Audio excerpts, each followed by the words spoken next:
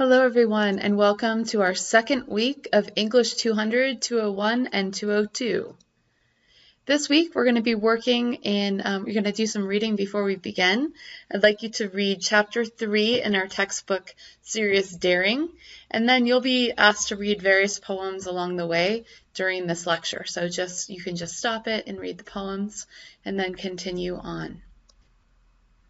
So the focus this week, the element of poetry that we're going to be working on is the music of poetry, how to use sound in poetry. And I'd like you to begin by watching this video of Seamus Heaney, the Irish poet, reading his famous poem, Digging.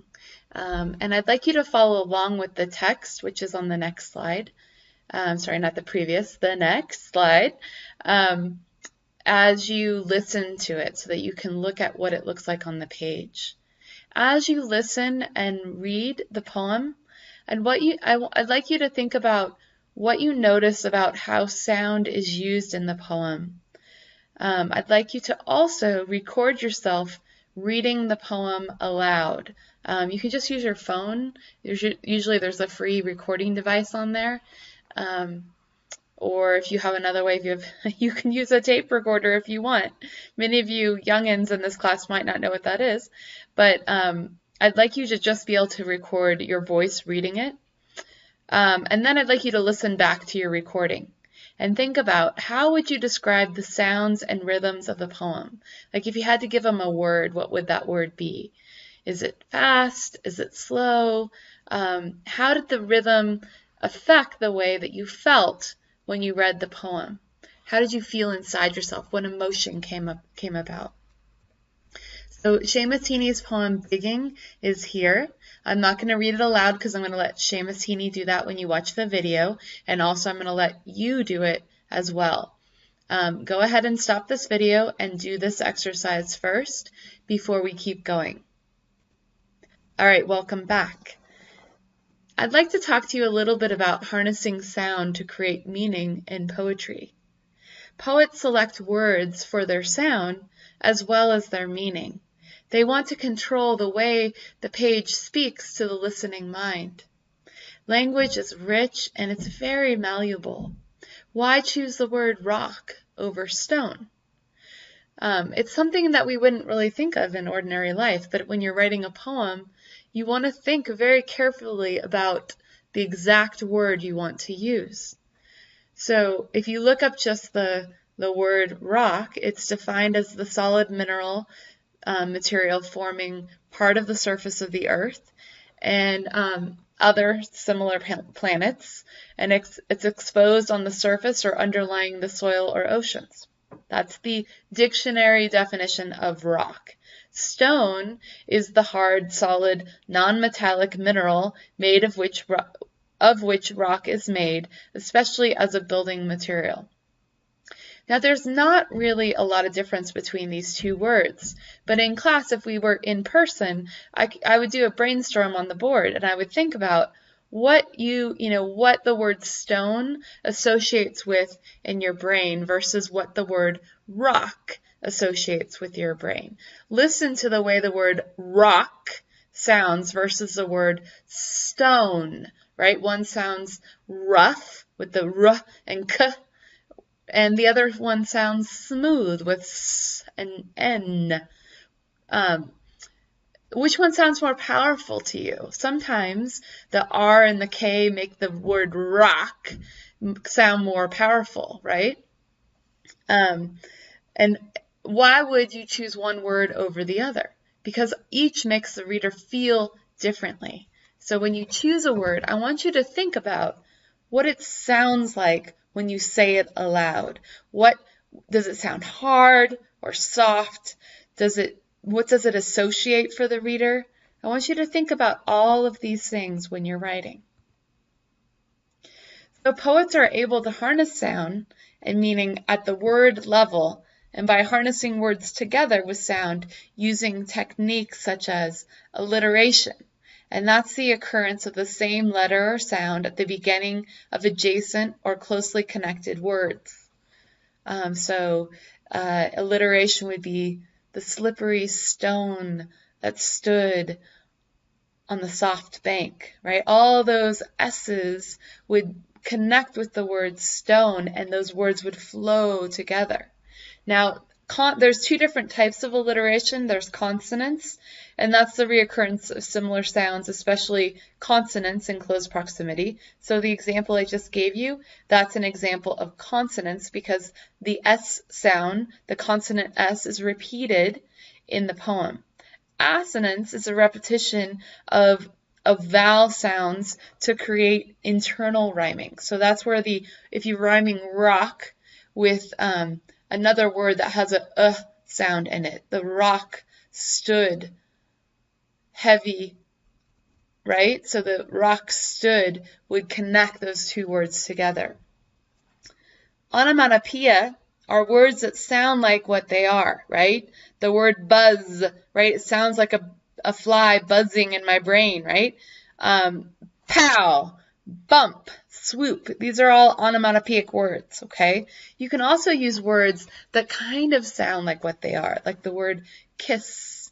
To say the word kiss, you have to make the mouth that you would make if you were kissing someone, right? So there's like a little bit of that. When the reader says the word to him or herself, they feel the action of that word.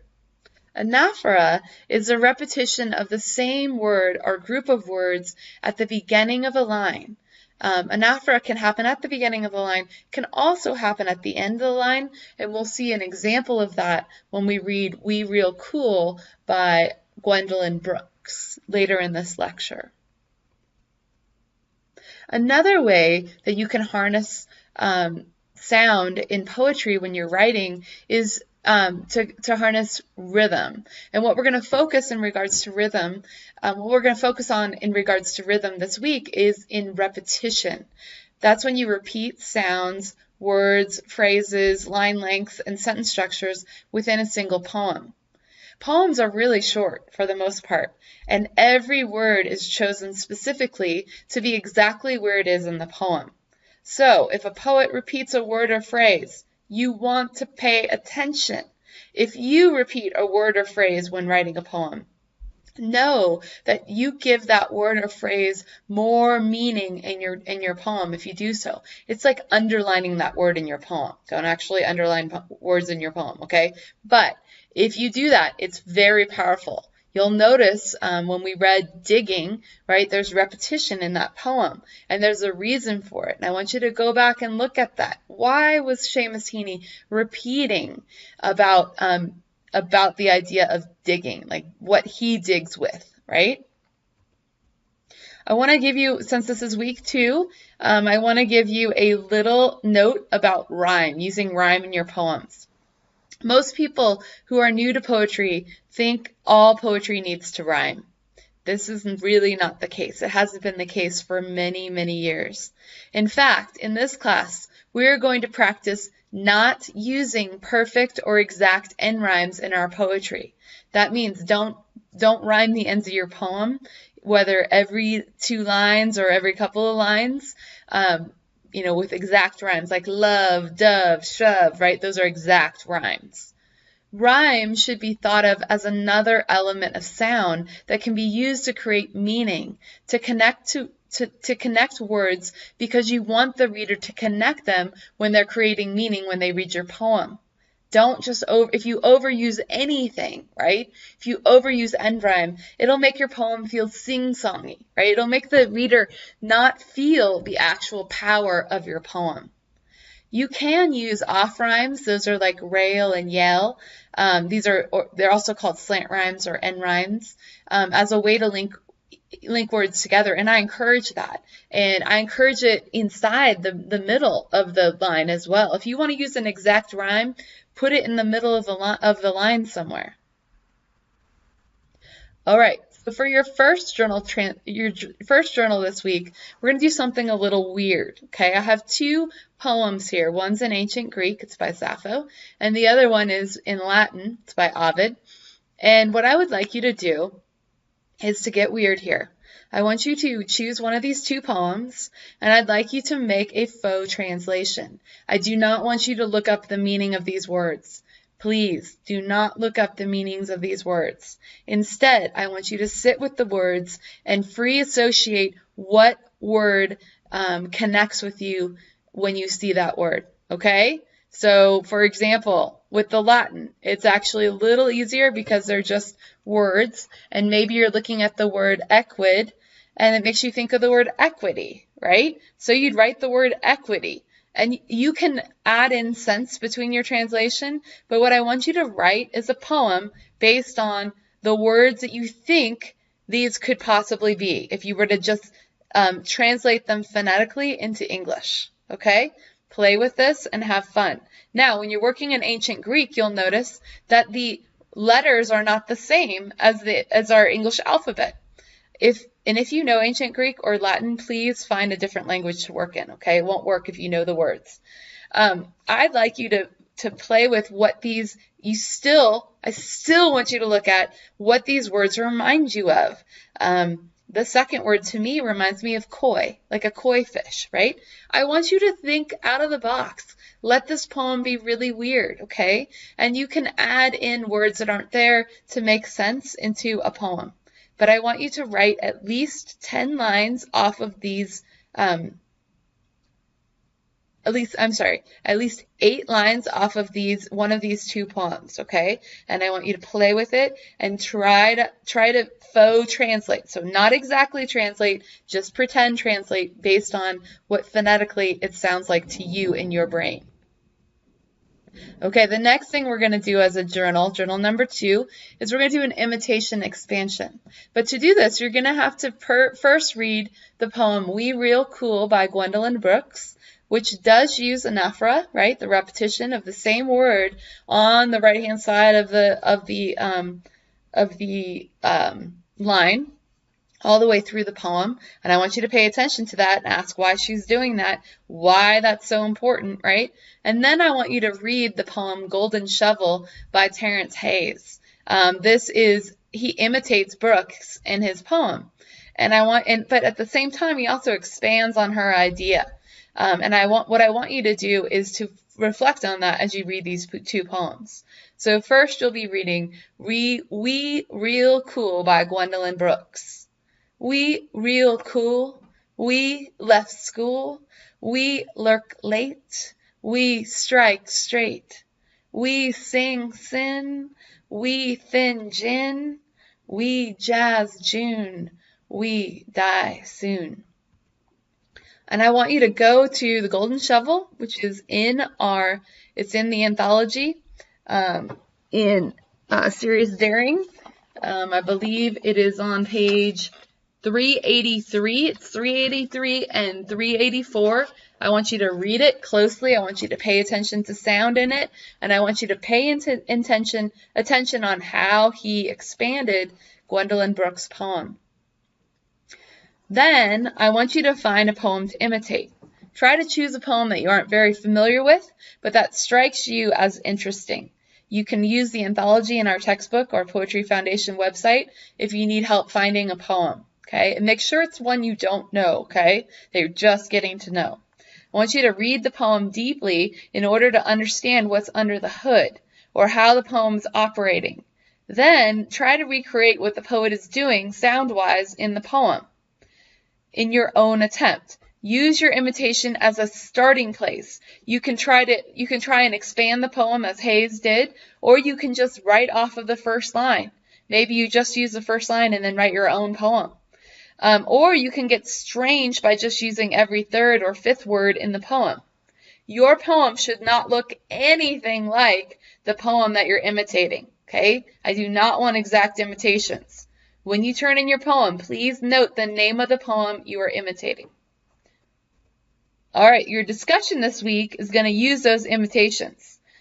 So for your initial post, you're going to post your imitation, both your own poem and the poem you're imitating. And then you're going to explain who wrote the poem and when he or she wrote it, so the one you're imitating. Then you're going to please provide a short close reading of the poem that you chose to imitate. That means tell us what you think the poem is about. So what's going on in the poem, under the hood, and what aspect of the poem that you chose to imitate and why. And then finally, I want you to tell me what you learned from this exercise. Then I want you to post that initial post by Thursday at 11:59 p.m.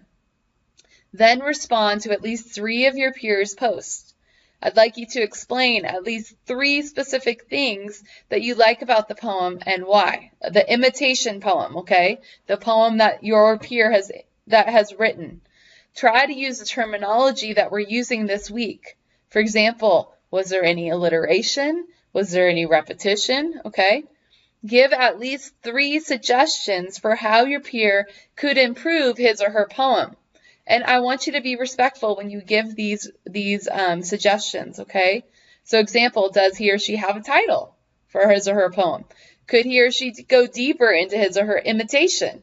Are his or her images specific enough, right? Do you really feel the moment of this poem?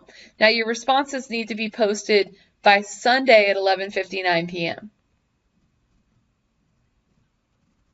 So as you go about revising your poems this week, you're going to choose one of the journals that you've done to revise. And just like last week, I want you to think, have you started with a concrete image or a series of images rather than an abstract idea? It always helps to grab the reader with a concrete image as you begin your poem. Have you gotten rid of all the cliches, right? Are there any phrases that you've heard before besides your imitation phrases that you just heard from the other poem? Have you chosen the best words for what you mean? Have you used metaphor and simile and other figures of speech to create layers of meaning in your work? And if you don't know what I'm talking about yet in regards to that, don't worry, because we're going to cover it next week. Does your title contribute to the meaning of the poem? Have you read your work out loud to yourself so you can hear the sound? And how does it sound to you? Do your line breaks contribute to the meaning and rhythm of the poem? Have you used repetition of sounds and words and other patterns without going overboard? If you are using, and you won't be using a form yet, so don't worry about that yet, okay? This is for English 201 and 202. You have an additional journal assignment this week. In February, we will be embarking on a Poem-A-Day project, as I mentioned last week. Poem-A-Daying can be easier if you spend time thinking about a project you might want to work on before the month of writing begins. This week, I'd like you to add a journal prompt where you work on brainstorming different topics you might find interesting to write about. If you bought my book, Interrupted Geographies, you'll see the second section of the book is a series of interconnected poems about the city of Pithole, an oil boom town in western Pennsylvania that legend has it only survived for 500 days. This is in the late, just after the Civil War in 1865.